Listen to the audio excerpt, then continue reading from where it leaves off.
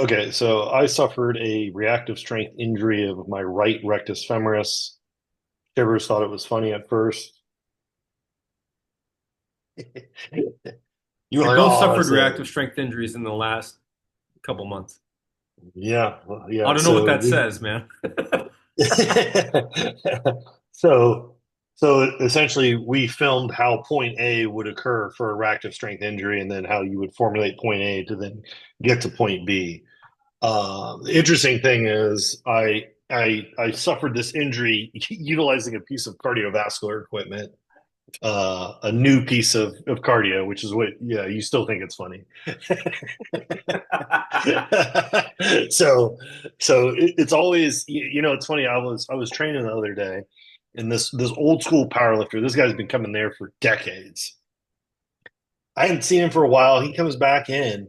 He's in like an elbow brace, hmm and he's like trying to get a barbell. So I grab him the barbell, and I'm like, what happened, man? And he's like, oh, tore my triceps. How'd you tear Oh, your how'd you tear your triceps taking out the trash? Like this dude's he's a legit taking out like the trash. taking out. He said that it's something to do with in regards to. I didn't get into the specifics of it, but I was like, "You tore that thing?" And he's like, "Yeah." And then he had like another issue with it. Anyway, long story short, the moral of the story is you tear tissue that you haven't trained like the tissue wasn't specifically trained to do whatever he was doing. That's also the excuse that I'm going with mine. Now I tore this on Tuesday, hmm right? Didn't know the extent of it, but then, like I told you on Wednesday, I saw the bruising when I was working, and I was hmm like, "Oh, okay." And then that's why we did that. You took me through the point A assessment on hmm like the extent of the injury, like what I should be doing, etc. Okay, here's the thing. Wednesday, I still trained. Okay. Okay, but upper, right? And so when we're talking about point B is at the internal level. It's essentially you have a neurological side, which is absolute strength, speed, strength. You have the biological side, which is joint function, reactive strength, and hmm they're all entangled. And that entanglement that we see at the level of competition is what is where high performance emerges from.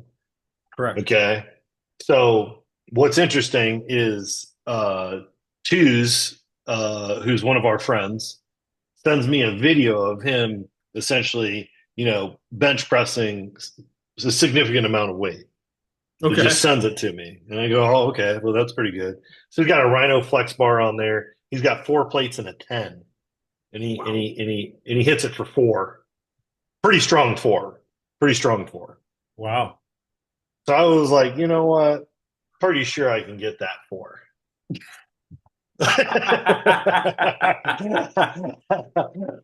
was like, I won't put the tens on there, and unfortunately, I had people, I had to treat people all morning, so like I got to the gym a little bit later, and anyway, I end up doing like let's say like an upper body thing, and I'm like, listen, I want to stimulate this neural net. I want to see what's going on with this neural net, right? Now, what's interesting is as I'm doing it, as I'm like there at the gym, I know that like I have an injury to this quad. You know what I mean? So like it like essentially what I'm saying is like there's psychological effects. I was just gonna say that's going on up here, right? Yeah. Yeah, because I'm sitting there thinking like, okay, hey, when you go to do this row, make sure that this thing can statically hold and you're not putting dynamic force through it, right? hmm Like, hey, like when I get into this position, like it's uncomfortable because there's length, but I can hold it. So this is technically I can do some like positional isos while I'm doing rows and stuff like this, hmm right? Okay. But then I'm like, you know what? Like he sent me this video in the morning or Monday morning, and I was like, listen, I should be able to hit this, right? If I wasn't injured, maybe I would have.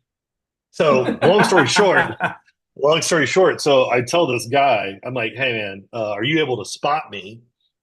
The guy You with the know, torn he's triceps? no, no, no, Okay. no. This was that I was that was a different day. That was was like, you asked the guy with the torn triceps. no, No, not him, not him. Although he probably Okay. would have. He would have been like, "Listen, man, I only got one arm, so like, you better keep this barbell moving." I was like, oh, Okay, this story is going somewhere. yeah. So I'll show you, so you can see.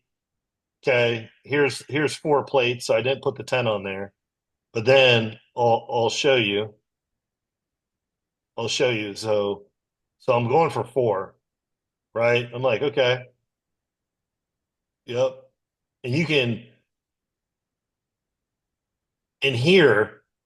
Uh-huh. Oh, I cut it off, but I held the barbell out, and I was like, technically, I should be able to grind. When I got to 3, I was like, I should be able to grind 4 out, Uh-huh. but I didn't, because I remember I was like, do I want to go back down? Is the juice worth the squeeze? Yeah, for sure. Hmm. Do you know what I mean? And it's kind of interesting where I was like, normally, and you can like I can tell, like, for me that barbell's moving slow, Hmm. right? Like I can tell that my nervous system is like, listen, I don't know if this is Hmm. like you can like tap into it, but like I'm not really interested in outputting at like the rates needed to